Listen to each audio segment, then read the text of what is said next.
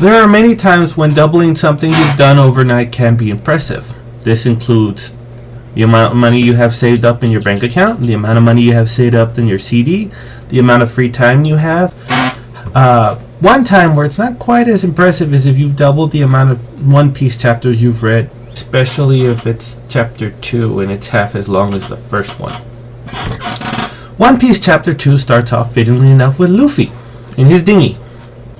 He's sailing and it's a beautiful day and he's wondering, he's in a good mood, he's not panicking. But he notes that he is in trouble and he's kind of impressed that he can get in so much trouble so easily. And you find out that he's heading for a huge whirlpool. He doesn't know how to swim and his body lacks the actual ability to swim because he ate the rubber fruit. The first thing he does is he smiles, or his smile becomes more pronounced, and he goes, "I don't need to swim." I had no idea what he meant like this. For a moment I thought, okay, nobody could swim in this, so swimming is useless in this situation. Next scene, we jump to an island, and there's a shadow figure complaining about dust on the railing.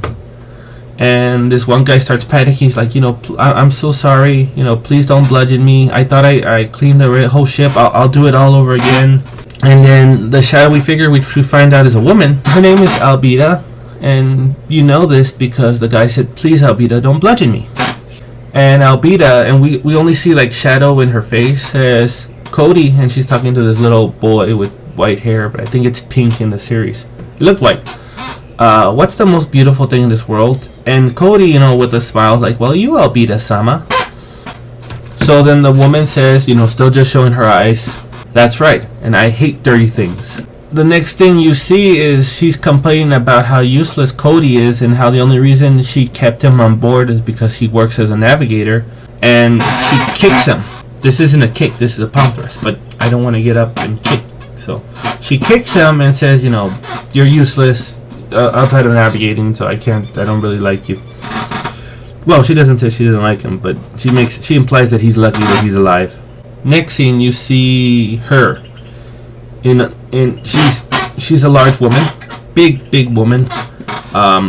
She's literally a ball. Like it's her whole body is, her whole character or this design is cowboy hat, ball, legs. That's in their short legs. And so Cody laughs it off. He's bruised and bleeding, but he laughs it off. He's like, "I'm sorry." And then the lady says, "If you have time to apologize, you have time to clean up." And on the way, he picks up a wine barrel. And so he takes it to the wine room or the wine section. And a lot of guys are like, "Hey, that's a wine barrel. Where'd you find it?" And then Cody's like, it was on the beach. And so they start talking together, and they're like, "We're going to drink it." Or, what that means? We're the only ones to know about it. And they're like, "Well, Cody too." And then they look at Cody, and he's like, "Oh, no, I'm not going to say anything. I didn't see anything." So they're like, "Good." And next thing you know, Luffy explodes out of the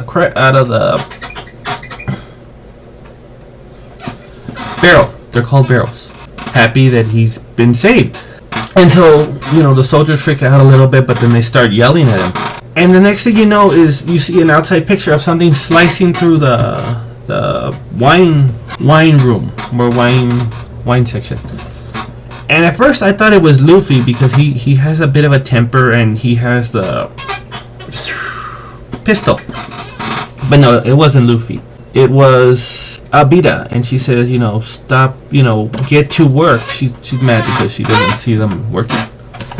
And after the carnage, you see Luffy's barrel roll away, which was weird because didn't he destroy his barrel? And then all the men are on the floor, and then Albedo's, pissed off at Cody, and she says, "Why are you trying to disobey me?" He's like, "What? No, I would never try to disobey you." And she's like, "I heard you talking about how nice the nap was." And Cody, was it Cody? And the character, I think it was Cody. Well, he thinks back and he remembers when Luffy got out. He's like, "What a nice nap." Then the guy says, No, there's an invader. And she's like, "Invader?" So they start thinking maybe it's that guy, Zoro, Rorona Zoro, that he's the one who's after them because he hunts pirates. And they're like, no, he got captured. It couldn't be him. And so they're kind of freaking out because they think it's Zoro. And then we jump over to a scene with Kobe checking on Luffy, who's, he's fine. Luffy's fine. And then the two have themselves a little conversation. Cody explains that how he was wandering on the island, he got stuck there. And then Luffy talks about his dream of becoming the Pirate King, and Cody's like, that's impossible. We're in the age of pirates. You'll never make it off. And then Luffy's like, but I believe I can, and I'm not afraid of dying. And this kid's freaking out because he doesn't know anybody this resolved. Well, anyway, so he shows Luffy his ship that he's been building for 2 years because he wants to escape. And then Luffy's like, well, why don't you want this? And Cody, he says, I just can't do it. Every time I think of running away from Albedo, my knees start shaking, and I feel terrible because I never get my dreams. And Luffy says, he's an honest guy. He's like, you're kind of pathetic. I don't really like you. But the next thing you know is the ship gets smashed and Albedo reappears. And she's like, you think you can escape me? And then, Cody's like, no. They like doing this a lot. I would never, Albedo. Luffy tells her he's not impressed by her appearance. And then Cody's like, no, Luffy, don't. And he's like, no, look, Luffy, repeat after me.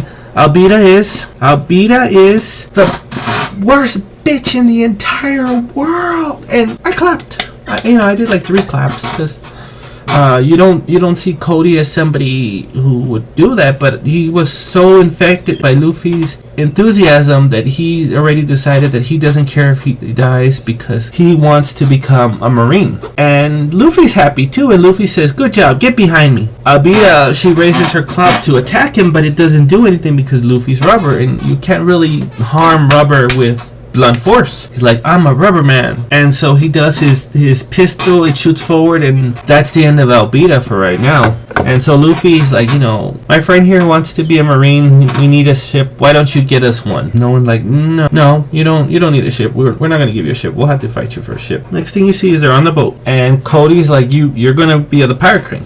Luffy says, yes. And you ate the rubber fruit. Yes. But to be the Pirate King, don't you need to pass the Grand Line? Yeah, isn't that pirate graveyard? And he's like, oh, I know. I'm gonna need a strong crew. That's why I want to go where they have Roronoa Zoro. And if he's a good guy, I'm gonna ask him to join my crew. But we can't be sure yet. And so it ends with the narrator saying, and the little boat sails to the Marine base.